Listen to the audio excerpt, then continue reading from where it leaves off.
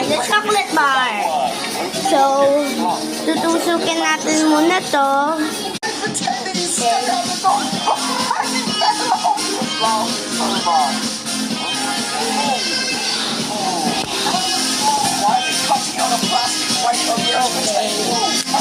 Tutusok mo lang siya. Dapat careful ka lang ah. Because you know when you walk away from that without the restaurant owner knowing that you messed up. Of course, pwede ka magpatulong sa nanay niya or lola or lolo. Like an art project or something. Okay guys, so natusok-tusok ko na. Okay, tusok-tusok na natin. Kita mo.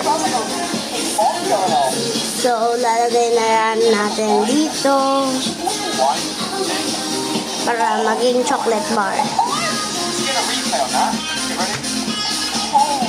Kakainis ka.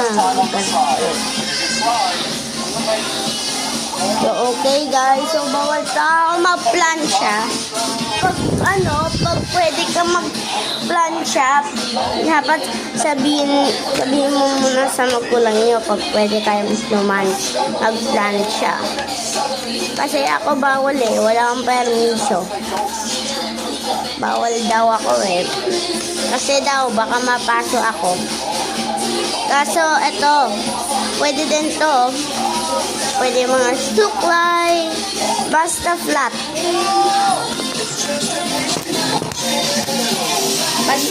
Basta flat, okay? Okay guys, lalagyan na natin to sa freezer.